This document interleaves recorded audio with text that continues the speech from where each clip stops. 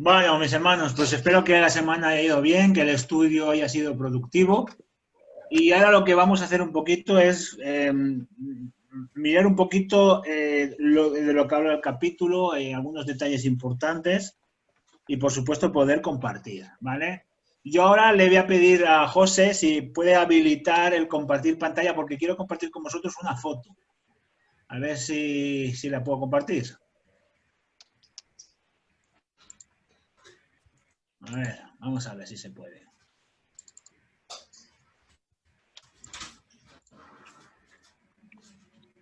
Sí, la puedo compartir.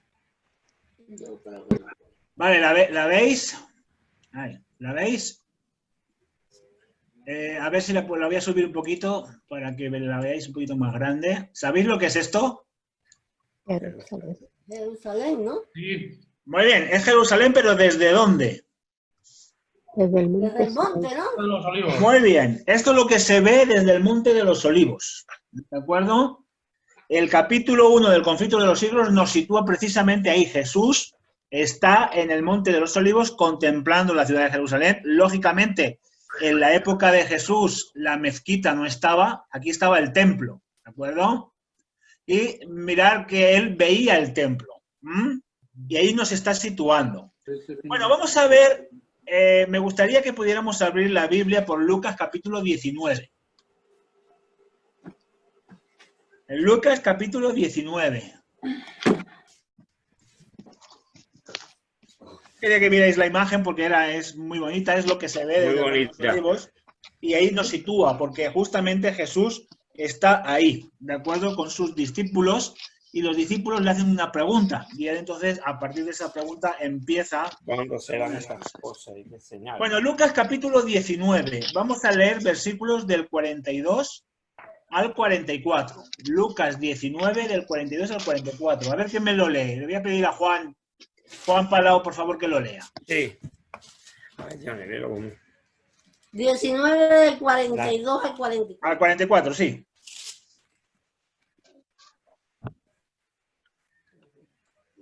Diciendo, oh, si también tú conocieses a lo menos en este tu día lo que toca a tu paz, más ahora está encubierto de tus ojos, porque vendrán días sobre ti que tus enemigos te cercarán con baluarte y te pondrán cerco, y de todas partes te pondrán en estrecho, y te derribarán a tierra y a sus hijos dentro de ti, y no dejarán sobre ti piedra sobre piedra, por cuanto no conociste el tiempo de mi visitación. Muy bien, ¿a quién se está refiriendo Jesús? A Jerusalén. Vale. Muy bien, se está refiriendo a la ciudad de Jerusalén, ¿de acuerdo? Hemos visto que Jesús estaba viendo la ciudad. También hay un pasaje muy bonito en el Deseado de todas las gentes, en la página 528-529, donde la hermana Elena White describe, ¿verdad?, lo que se veía desde el Monte de los Olivos. Aquí dice que él está en el Monte de los Olivos, pero en el Deseado describe especialmente, se centra en el templo, ¿de acuerdo? El templo estaba muy hermoso, estaba recubierto de mármol y ella dice que cuando el sol le daba brillaba mucho. Aunque, esto es muy interesante, luego lo vamos a ver, el templo no estaba totalmente terminado, no se había terminado aún. Sabéis que después de la reconstrucción del templo, después de Babilonia, ya en el tiempo de Herodes lo que quiere hacer es engrandecerlo un poquito y hacerlo más bonito, pero en esta época, cuando Jesús estaba, todavía no estaba terminado. Y también es muy interesante porque el capítulo nos dice en qué época, en qué fiesta estábamos, qué fiesta estaba cerca. La Pascua. En la Pascua. ¿Y qué ocurría en la ciudad de Jerusalén en la Pascua? Porque se llenaba de gente. Muy bien. Sabéis que en la Pascua venía mucha gente de todas las ciudades, de todas las aldeas, de todos los lugares, ¿verdad?, a la Pascua. ¿Vale? Esto es muy, muy, muy bonito porque hay dos capítulos de la Biblia que comienzan precisamente aquí. Uno es el capítulo 24 de Mateo. Mateo capítulo 24, vamos a leer versículo 1 y 2. Y le voy a pedir a Dani, por favor, Daniel, busca Marcos 13. Yo voy a leer Mateo 24 y le pido a Dani que busque Marcos 13. Mira, en Mateo 24, todos sabemos cómo comienza el capítulo, ¿verdad? Dice, al salir Jesús del templo para marcharse, se acercaron sus discípulos para mostrar el edificio del templo. Pero él les dijo, he aquí, ¿ven todo esto? De cierto les digo, no quedará aquí piedra sobre piedra que no sea derribada. Y Marcos más o menos dice lo mismo. Marcos 13, versículo 1. Al salir Jesús del templo le dijo uno de sus discípulos, Maestro, mira qué piedras y qué edificios. Muy bien, mira qué piedras y mira qué edificios, porque realmente el templo era el orgullo de la nación judía. Era muy hermoso. De hecho, sabéis que el templo de Jerusalén estaba entre las 7 maravillas del mundo antiguo. ¿Por qué? Estamos hablando, el templo ya, bueno, es el templo de Herodes, se le conoce como el templo de Herodes, porque fue la remodelación que hizo Herodes. Ahora bien, mira qué paradoja. Todos estaban contentos, todos estaban gozosos, iban a celebrar la fiesta de la Pascua. ¿Y cómo estaba Jesús? Triste. Triste. Claro, pero había un motivo. Jesús estaba triste. En Lucas 19:41 dice que Jesús lloraba, y lloraba por un motivo. ¿Por qué? Porque él estaba viendo el tiempo profético que se iba a cumplir sobre la ciudad de Jerusalén. ¿De acuerdo? Él estaba viendo mucho más allá. De hecho, es muy interesante porque luego en el primer capítulo del conflicto que hemos leído nos dice que no solo vio lo que ocurrió en Jerusalén, sino que Jesús vio todos los acontecimientos proféticos por los cuales iba a pasar su pueblo. Y por eso estaba triste, estaba llorando. Muy bien. Primero, lloraba sobre la ciudad. Él sabía que la ciudad iba a ser totalmente destruida. Y también lloraba por lo que le iba a pasar a la gente. Mirad el amor de Cristo. Aquí se nos describe el amor maravilloso.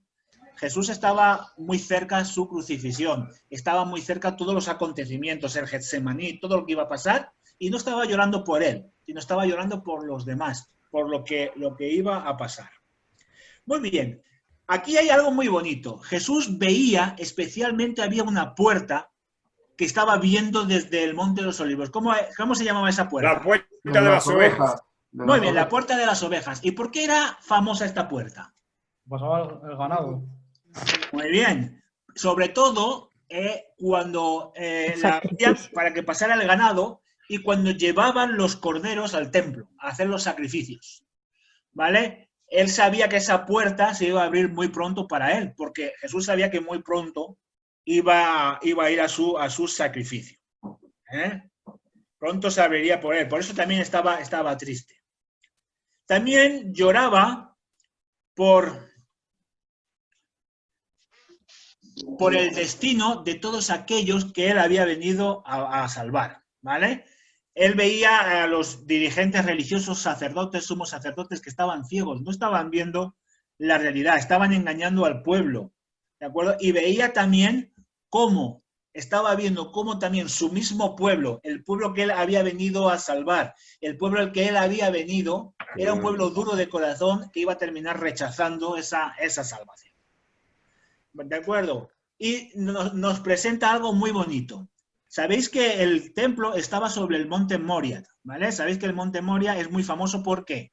Porque fue donde Abraham fue a sacrificar a Isaac, donde Abraham construyó el altar. Y donde Dios hizo un pacto. En ese monte Dios hizo el pacto con Abraham. Dice, por cuanto tú no me has negado a tu hijo, yo te bendeciré, te haré una gran nación y estaré contigo en todo momento. ¿De acuerdo? Recordáis que los discípulos le preguntan algo. En Mateo 24 llega un momento que le dicen, oye, después de todo lo que tú nos has dicho, ¿qué va a pasar? Claro, los discípulos tenían una mentalidad. Ellos pensaban que Jesús era un líder político, un líder militar, que venía a liberarlos de los romanos. Por eso Jesús les dice, no, esperad, van a pasar muchas cosas, ¿de acuerdo? Y sobre todo se va a centrar en el aspecto muy importante, en una profecía que iba a ocurrir inmediatamente y luego la otra profecía que ocurriría en mucho más tiempo, ¿de acuerdo? Por ejemplo, si nos vamos a Mateo 24, en los versículos del 15 al 22, ahí lo tenemos. Lo podéis leer vosotros para no perder más tiempo. Bueno, fijaros qué interesante. Estamos en el año 70. Sabéis que el templo se terminó de remodelar en el año 63. 7 años después fue totalmente destruido. Porque en el año 70, ¿sabéis lo que ocurrió? Que el ejército romano entró y destruyó la ciudad de Jerusalén. Se calcula que murieron más de 1 millón de personas y 97.000 personas fueron llevadas cautivas por los romanos a diferentes lugares. Pero sin embargo, hubieron personas que se salvaron, que no perecieron. ¿Por qué? Porque hicieron caso de las palabras de Jesús, las palabras de Mateo 24, del 15 al 22. Hubo un respiro. Llegó un momento, sabéis que antiguamente, cuando alguien quería atacar una ciudad, las ciudades estaban fortificadas. La ciudad de Jerusalén tenía murallas, ¿vale? Entonces, ¿qué hacían? Rodeaban la ciudad. Eso se llamaba sitiarla, ¿vale? Entonces no podía entrar ni víveres ni comida, no podía entrar nada a la ciudad. Y allí esperaban hasta que la comida que había dentro se acababa. Una vez que la comida que había dentro se acababa, cuando pensaban que ya todos estaban muy débiles, entonces intentaban destruir las murallas. Pero hay una cosa muy bonita que dice, Flavio Josefo sabéis que Flavio Josefo es un historiador judío. Él dice que a pesar de que los romanos intentaban destruir las murallas no cedían, ¿de acuerdo? Pero ¿qué ocurrió? El general Tito se tuvo que marchar a Roma porque fue nombrado emperador. Él llegó a ser emperador, a ser César. En ese periodo de tiempo, los romanos levantaron el sitio. ¿Y qué hicieron los cristianos? Salieron de la ciudad. Muy bien. Aprovecharon para salir. Además dice, en los que estéis en las azoteas, huid. Porque desde algunas azoteas se podía entrar en la muralla y se podía salir. Porque las casas tenían, hoy muchas casas tienen los tejados en pico. Antiguamente eran planos, ¿de acuerdo? Y normalmente algunas casas estaban casi al nivel de las murallas. Entonces se subía a la azotea y se podía uno bajar por las murallas, podía salir fuera. Muchos cristianos se refugiaron en una ciudad que se llamaba la ciudad de Pela. Pela está a 30 kilómetros del mar de Galilea, al sur de Jerusalén, ¿vale? Y se refugiaron en los montes cercanos, recordando lo que Jesús había dicho. Bueno, no murió nadie. De los cristianos. El emperador Tito dijo, esto es una cita histórica, él dice que él confesó que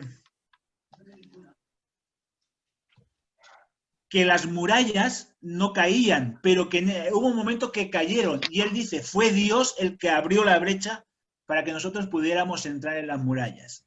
Esto enfureció mucho a los romanos, porque el emperador Tito dijo que no destruyeran el templo. Él no quería destruir el templo. Pero los romanos entraron con furia, saquearon la ciudad y la destruyeron totalmente. Y se cumplieron las palabras de Jesús, que iba a llegar un tiempo en que no quedaría piedra sobre piedra, todo sería destruido. Os digo una pequeña anécdota. Si hoy en día vais a Jerusalén y os dicen, por aquí pasó Jesús, decir mentira, porque la ciudad que estuvo Jesús fue totalmente destruida. Esa se construyó encima, ¿vale? Antiguamente sabíais que muchas veces cuando una ciudad se destruía, se volvía a construir encima. Y si se volvía a destruir, se volvía a construir encima. Entonces, la ciudad de Jerusalén por la cual pasó Jesús está enterrada, ¿vale? No es la actual Jerusalén. Pero bueno, eso simplemente es una pequeña anécdota, ¿vale? Muy bien, vamos a ver una cosita. A pesar de todo esto, Jesús desarrolla su ministerio. Mirad, me gusta mucho porque la hermana Elena White va describiendo un poquito lo que Jesús va haciendo en su ministerio. Hizo el bien, sanó a los enfermos, resucitó muertos, predicó el evangelio, ayudó a los necesitados.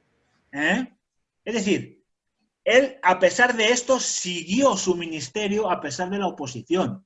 Claro, Jesús sabía que se le iban a oponer. Jesús sabía que Satanás se opondría con mucha fuerza a su ministerio.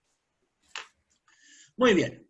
Y a pesar de todo, a pesar de que él sabía que iba a ser rechazado, pues Jesús siguió. El pueblo lo rechazó, mucho porque esperaban que Jesús iba a levantar al pueblo, iban a derrotar a los romanos, ¿de acuerdo?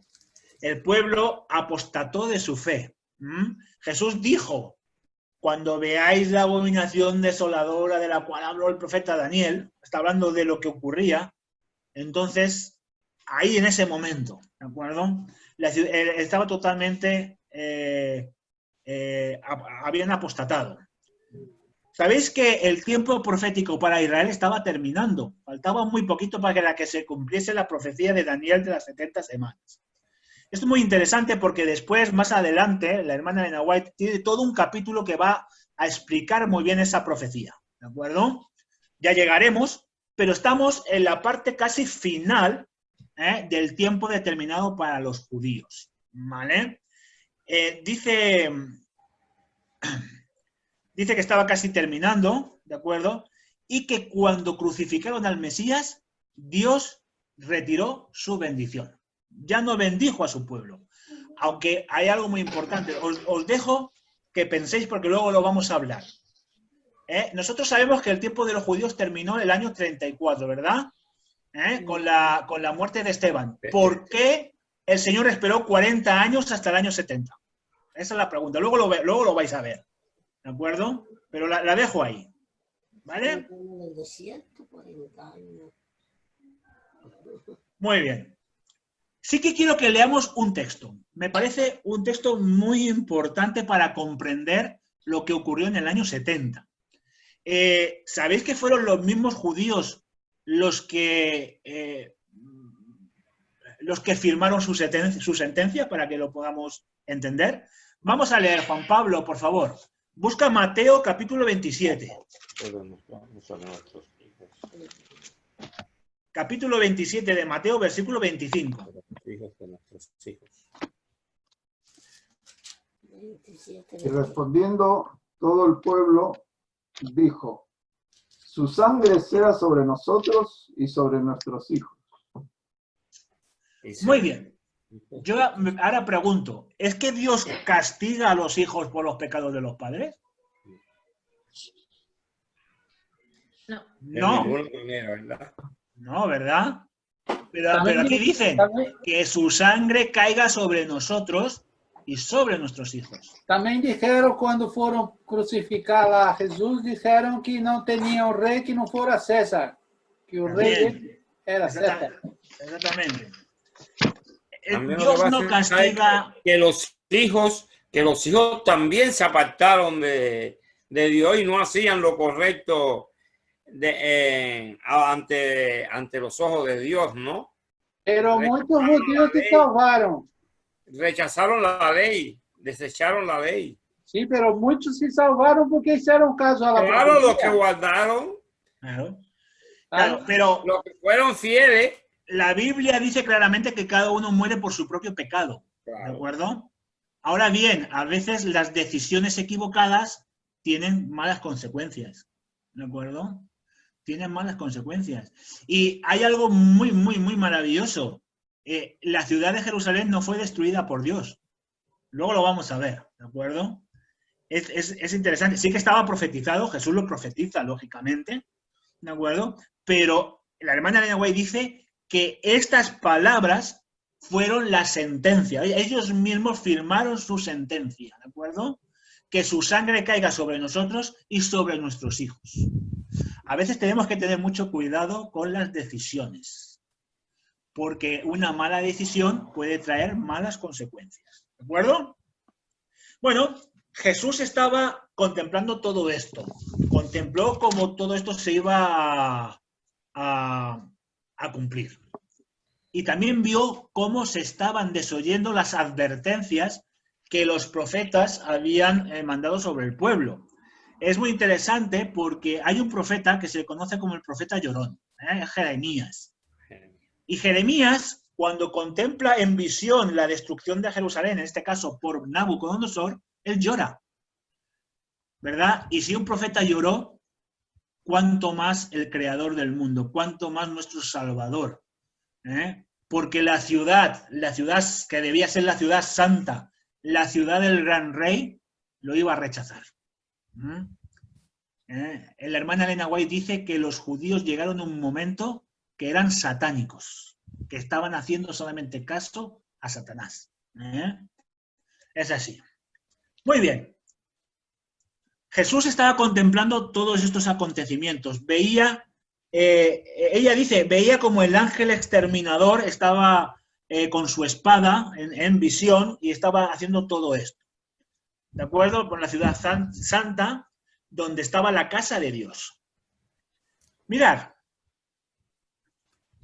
desde el Monte de los Olivos veía en visión profética el resultado. Veía al general Tito, todo su ejército, y que estaba destruyendo la ciudad. ¿De acuerdo? Esto lo registra muy bien Mateo en el capítulo 23, versículo 37. Pero yo hago una pregunta. ¿Pero qué tiene que ver esto con nosotros? O sea, ¿qué tiene que ver esto con el resto del mundo? Bueno, tiene que ver mucho, ¿de acuerdo? Porque dice la hermana Elena White que Jesús no solo estaba contemplando a la nación judía, sino que estaba contemplando todo el mundo. Y estaba contemplando cómo iba a ser un mundo incrédulo, cómo iba a ser un mundo rebelde, cómo iba a ser un mundo lleno de dolor y cómo iba a ser el mundo si el resultado de no arrepentirse del pecado. Es decir, estaba viendo todo esto. Pregunto, ¿cuál fue el pecado de los judíos? Lo Por dice creer en claramente. Jesús. Muy bien, rechazar a Jesús. ¿Y cuál es el pecado del mundo? Rechazar a Jesús. Dice, rechazar a Jesús y rechazar su ley, la cual es el gobierno del universo. ¿No? Eso lo dice claramente en el capítulo. Rechazar la ley de Dios. Claro, si rechazo la ley de Dios, rechazo al Creador, que es el que la dio. Claro. Es así, es así. Bueno, muy bien. Vamos a hacer un poquito de historia, ¿de acuerdo? ¿Recordáis cuando Moisés levantó el tabernáculo y lo ungió? ¿Qué ocurrió? Bajó el fuego. Muy bien, la gloria de Dios llenó todo el tabernáculo, ¿verdad? Muy bien. Cuando Salomón dedicó el templo y terminó la dedicación del templo, ¿qué ocurrió? Bajó también la gloria. Lo mismo, ¿vale? Es decir, la gloria de Dios llenó el templo. Ahora bien, sabemos que el templo de Salomón fue destruido por Nabucodonosor, ¿de acuerdo? Después de la cautividad regresaron a construirlo. ¿Y qué ocurrió cuando reconstruyeron el templo? La gloria de Dios no lo llenó. Y los judíos pensaban que esa profecía de Ageo, ¿de acuerdo?, se tenía que cumplir ahora con este templo. Pero la profecía de Ageo decía que la gloria de este templo sería mayor que las otras, porque ¿qué ocurriría? Porque en él se vería al deseado de todas las naciones, es decir, al Mesías. Pero los judíos estaban esperando que la gloria todavía llenase el templo de Jerusalén, que todavía no estaba terminado. Y cuando se llenase la gloria, entonces aparecería el Mesías. Estaban rechazando al Mesías que estaba con ellos, que era Cristo. ¿Perdón?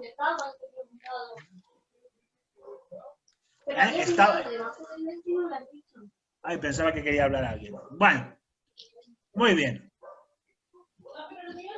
Ahora bien, oye, ¿os habéis preguntado, porque lo explica muy bien el capítulo, ¿por qué no vieron en Jesús al Mesías? Lo describe muy bien en este capítulo. Primero dice que la nación era muy orgullosa. El orgullo les impedía ver que se estaba cumpliendo la profecía. Eran incrédulos, no creían. ¿De acuerdo? Todo esto y también las falsas enseñanzas de los falsos religiosos habían cegado la mente de todos. ¿De acuerdo? Y aquí es cuando ella nos dice que Jesús contempla todo el panorama profético por el cual iba a pasar el pueblo de Dios. Desde la destrucción de Jerusalén hasta la segunda venida. Lo estaba contemplando todo. Después lo vamos a ir viendo. Vio cómo su pueblo iba a ser perseguido, cómo los apóstoles iban a ser rechazados también, cómo iban a morir, cómo los romanos iban a perseguir a su pueblo, cómo el pueblo sería totalmente perseguido, cómo surgiría un poder que engañaría, un poder que intentaría destruir, etcétera, etcétera, etcétera.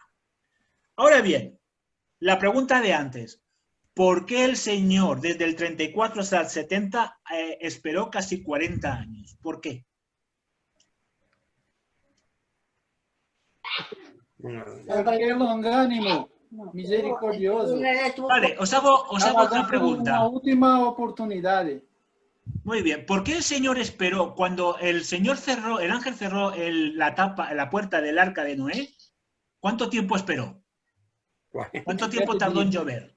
40 días. 40 días. Tardó 7 días, o sea, tardó una semana. ¿Por qué? ¿Por qué no empezó a llover inmediatamente cuando el Señor cerró la puerta? Para que haya tiempo de arrepentimiento. No, Muy ya- bien, esto se Ya no llama había tiempo. tiempo de gracia adicional. ¿De acuerdo? De todas maneras, con esto, cuando nosotros, si lo leemos en Patriarcas y Profetas, la hermana Elena White dirá que cuando ya el arca se cerró, ya no había oportunidad de nadie, nada. porque ya nadie se iba a arrepentir, ¿de acuerdo? Pero aquí el Señor aguanta 40 años más antes de la destrucción de Jerusalén, se llama tiempo de gracia adicional, por el gran amor y la paciencia del Señor. Y esto está muy bien explicado en una parábola. Y voy a pedir, por favor, que la leamos, porque es muy interesante ver los símbolos de esta parábola, ¿vale? Vamos a Lucas capítulo 13. Lucas capítulo 13. Le voy a pedir, por favor, a Linda que nos lo lea. Lucas 13, versículos del 6 al 9. Esta parábola tiene un doble cumplimiento.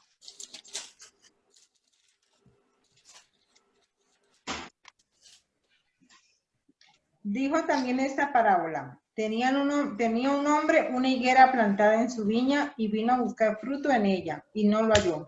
Y dijo el viñador, he aquí, hace 3 años que vengo a buscar fruto en esta higuera y no la hallo.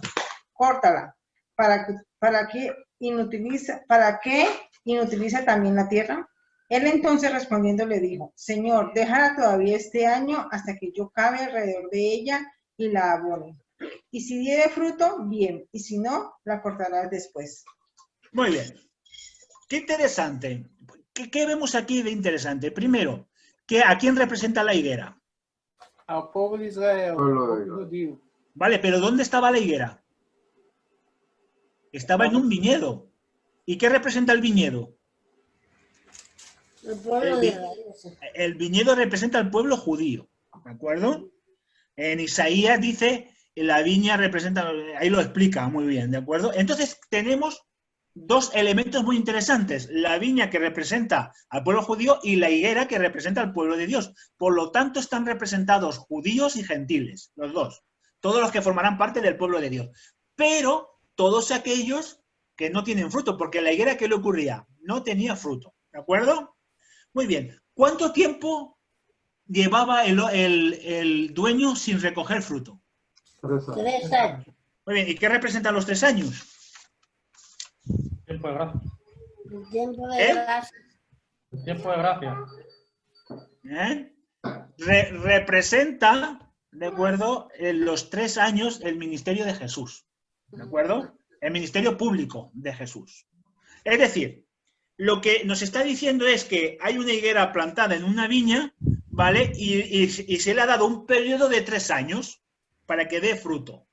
Pero ahora, ¿qué dice el dueño del campo? Le dice, córtala.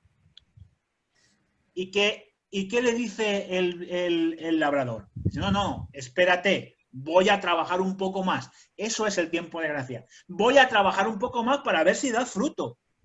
Ahora, cuando el dueño dice córtala, ¿quién es el dueño? Jesús. Jesús, pero en la faceta de juez, porque es un juicio, córtala, ¿no?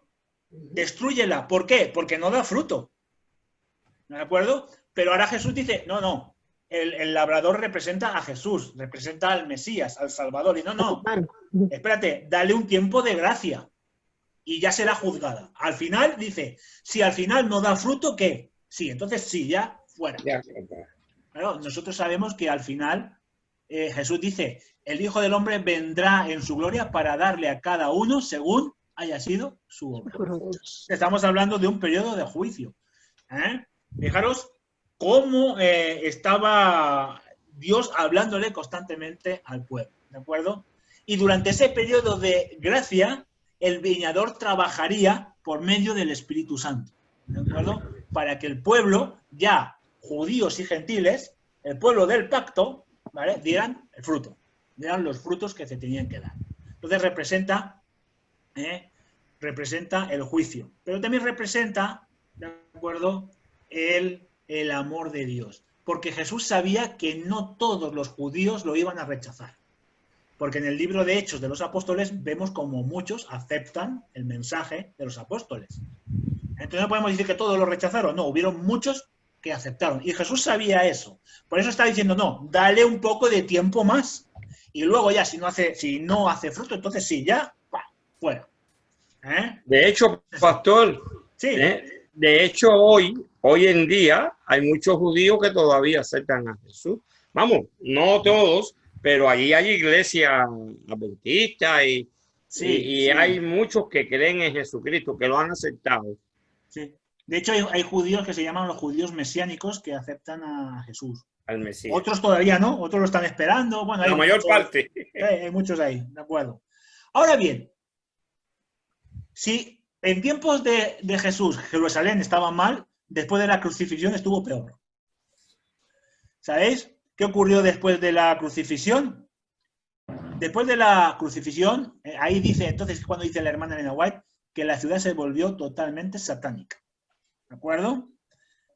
Dice que había rebeliones, había envidias, asesinatos por dinero. Dice que mucha gente perseguía a los seguidores de Cristo. Ahí es cuando empieza el Sanedrín, Saulo de Tarso, empieza toda la persecución, ¿de acuerdo? Pero sobre todo rechazaron ese tiempo de gracia. Y hubieron varias rebeliones en contra de los romanos. Por eso los romanos en el año 70 entraron y dijeron, hasta aquí hemos llegado. Pero, como digo, Dios no destruyó la ciudad de Jerusalén. Os voy a poner un ejemplo bíblico. ¿Recordáis cuando el Señor retiró en el desierto la protección del pueblo de Israel? ¿Qué pasó con las serpientes? Muy bien, las serpientes no las envió Dios, las serpientes estaban allí, porque en el desierto hay serpientes. Lo que hizo Dios fue retirar su protección. Y aquí dice la hermana Ellen White que Dios retiró la protección sobre Jerusalén y por eso las murallas cedieron y los romanos pudieron entrar a destruirla. ¿De acuerdo? Ahora bien, ¿qué nos enseña esto a nosotros? Ahora tenemos que sacar una aplicación espiritual. ¿De acuerdo? Y me gusta mucho porque en la última página del capítulo lo describe muy bien. Lo describe. ¿Vale? Muy bien. El último párrafo. El último párrafo es para subrayarlo. ¿De acuerdo? Ella dice que el mundo está hoy mucho peor que entonces. Y que Cristo vendrá y muchos les pillará por sorpresa. ¿De acuerdo? Que habrá dos grupos. Unos que esperarán al Señor y otros que siguen cegados por el mundo. No lo esperarán, pero se llevarán la sorpresa. Hoy dice que el mundo está sumido en la rutina, en la diversión, en los negocios, en el dinero, en la falta de religiosidad, en los falsos líderes que engañan a muchos, ¿de acuerdo? Y cuando todas estas personas están metidas en todo esto, aquí es cuando Jesús dice, vendré como un ladrón en la noche. Y cuando venga el ladrón, todos aquellos que no estén preparados se llevarán la sorpresa. Esto nos enseña que cuando Cristo venga habrá dos grupos, uno que lo esperan, otros que lo han rechazado, con las consecuencias. Y la pregunta es, hermanos, el Señor nos hace un llamado para que estemos en el grupo que lo está esperando. Por eso os deseo que el Señor os bendiga mucho y que de la misma manera aquellos que en la destrucción de Jerusalén hicieron caso a Jesús y salvaron su vida, hagamos caso de las palabras del Señor, porque en los últimos tiempos también tendremos que salir de ella. En este caso no será de Jerusalén, será de la ciudad de Babilonia. Pero tendremos que salir de ella. ¿De acuerdo? Así que el Señor os bendiga. Amén. Amén. La verdad que yo he disfrutado mucho estudiando este tema. He disfrutado mucho, mucho. De hecho, no lo he leído una vez, lo he leído muchas veces y es un libro que me gusta leer de vez en cuando otra vez. Porque dice mucho. Así que os invito a que sigamos esta semana con el segundo capítulo y que sigamos trabajando. Amén. Amén. Bueno, si alguien quiere comentar algo, puede, ¿Y eso lo vas a pasar solo los domingos? Sí, Lisbeth, yo le voy a dejar a un hermano tu teléfono para que te envíe el material. Y así lo puedes hacer. Y si te puedes unir a un grupo, pues mejor. Y si no, pues ya los domingos. De momento seguimos los domingos a las 8. Ya. Gracias, pastor. ¿Vale? Sí, yo le voy a pasar a un líder de grupo tu teléfono para que te tenga en su grupo y ya te comunicas con él. Y me va a abandonar. No, yo sigo, no te preocupes. No te abandono. Lo que pa- Lo que pasa es que el pastor va a hacerlo el domingo. El líder te va a ayudar de María, ¿no? Ah, ok. Gracias. Muy bien, bueno, hermanos. Pues, si os parece, terminamos con un canto y oración. Bueno, si queréis comentar algo, ¿qué os ha parecido este primer Yo quería capítulo? preguntar una cosa, porque dice el capítulo ahí que Jesús dijo que si estáis en la azotea hoy no daba tiempo a la gente irse. Pero ¿qué tiempo se retiró Tito más o menos y qué tiempo le dio al Los pueblo romanos. que huyera? Normalmente el tiempo que Tito se retiró fue un tiempo bastante largo. ¿Vale? No sé exactamente el tiempo que fue. Sí que sé que, por ejemplo, cuando ocurrió con Nabucodonosor estuvo fuera 2 años. ¿De acuerdo? Pero Tito, lo que tardaría, fueron unos meses. ¿Vale? No fue mucho tiempo. Bueno, habría tiempo de recoger algunas pertenencias. Entonces. Claro, fue un tiempo largo. Pero cuando Jesús dice, no miréis atrás, es cuando tu vida está en peligro, sal y déjate de la cosa que ya Dios proveerá. Es lo que está diciendo, ¿no? Después él va a decir, cuidado con las que estén embarazadas, que no sea invierno, diciendo un poquito la dificultad que se va a añadir. Lógicamente, Dios es un Dios de amor que cuida de su pueblo.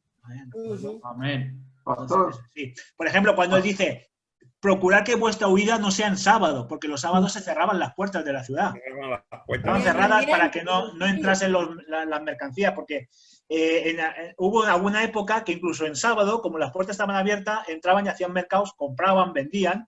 Claro, llegó un momento y dijeron, no, eso no es así. Entonces las puertas se cerraban para que se pudiese guardar el sábado. Entonces por eso él lo dice, no lo dice porque en sábado sea, no, es porque las puertas estaban cerradas. En invierno tampoco, pastor. Hombre, en invierno tampoco, porque si te tienes que ir a la montaña y estamos en un clima... Y hay hielo, pues ya Claro, sabes. en un clima mediterráneo hace frío. Pastor, Por ejemplo, los que estén en Sevilla, pues sí, salen en invierno porque es mejor que en verano. En verano es peor. Pero aquí no. Pastor, Sí. hay una expresión que dijeron los judíos cuando Tito estaba destruyendo el templo, los soldados de Tito, ellos gritaron Chabot. El Chabot Señor significa nos ha dejado. la gloria Chabot. desapareció. La gloria de Dios desapareció. La gloria de Dios ha desaparecido. Sí. De hecho, en el templo de Jerusalén nunca apareció la gloria de Dios. ¿De acuerdo? Pero ellos pensaban que sí. Claro. Ellos esperaban que cuando el templo se terminase, que se terminó en el año 63, la gloria de Dios aparecería y entonces aparecería el deseado de todas las gentes. Pero claro, Dios se estaba refiriendo al templo que se reconstruyó en la época de Esdras y Nehemías, que es el mismo templo, ¿vale? ¿De acuerdo? Los historiadores hablan de 4 templos, pero los teólogos decimos que no, que son 3, porque el templo de Ezequiel, o sea, el templo que se reconstruye, no se destruyó. Lo que pasa es que Herodes lo remodela, ¿vale? Es una remodelación. Lo que pasa es que lo hizo tan grande que tardó muchísimos años en terminarlo. Pero cuando habla de la gloria era el propio Jesucristo que estaría. Claro, la profecía de Ageo se refiere a eso. Por eso dice, la gloria de este templo será mayor que la de los otros. Porque aquí se presentará en carne. Es decir, tanto en el tabernáculo como en el templo de Salomón fue una nube que representaba la gloria de Dios. Pero en el templo fue el mismo Dios hecho hombre. Es decir, la misma persona. Se presenta el mismo Dios. O sea, era Jesús, lógicamente, el Mesías. Entonces por eso dice, la gloria será mucho mayor.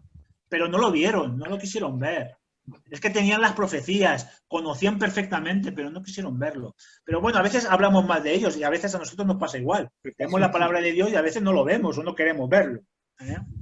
Estamos viviendo en los últimos tiempos esto como cómo las profecías se están cumpliendo y todo está.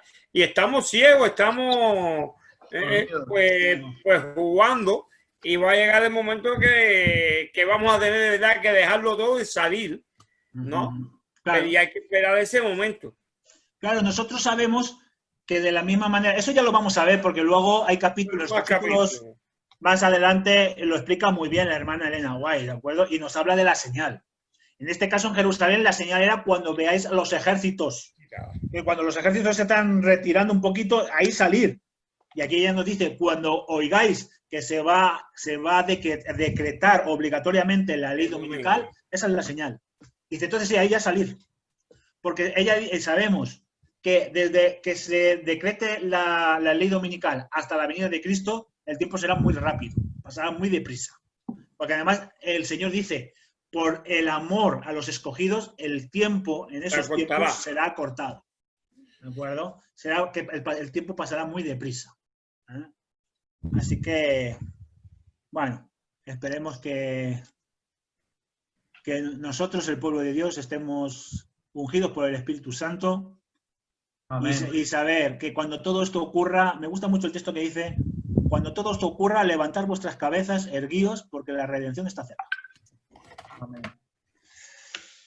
Muy bien, hermanos, pues que el Señor os bendiga mucho. Vamos a terminar con un canto. Vamos a ver. Vamos a compartir.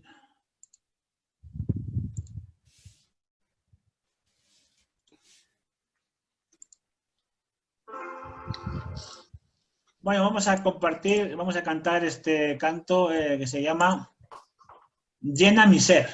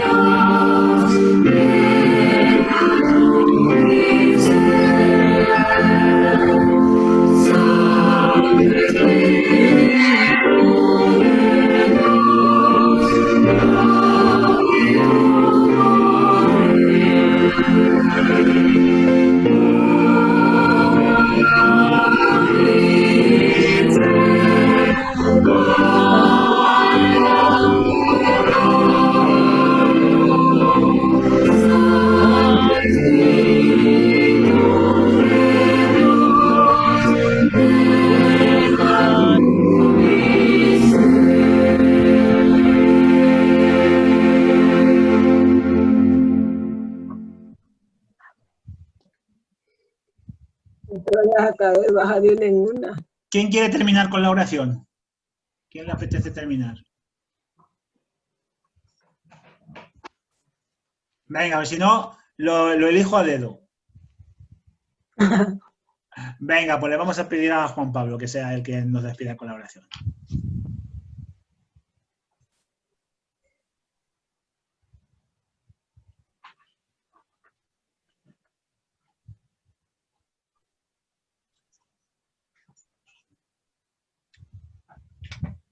No se oye. Ahí, dale el micrófono, dale el micrófono. Ahora, querido Padre que estás en los cielos, te damos gracias, Señor, por tu misericordia y bondad, porque sabemos, Señor, que si somos fieles a ti, estaremos seguros. Amén. Que no desmaye nuestra fe, Señor, y que podamos seguir así hasta cuando tú vuelvas en las nubes de los cielos. Señor, gracias por estas enseñanzas que nos has dejado, estas advertencias, para que podamos estar alertas, Señor, para las señales de tu pronta venida. Y gracias también porque podemos estudiar este interesante e importante libro que está inspirado en tu escritura y que nos viene perfectamente para este tiempo que estamos viviendo. Señor, porque tú no dejas a tu pueblo a oscuras y nos has dejado toda esta luz para que nosotros podamos estar apercibidos y podamos prepararnos, Señor, para encontrarnos contigo. En esta seguridad, Señor, te queremos pedir tu bendición en el nombre de Jesús. Amén. Amén. Amén. Amén. Amén.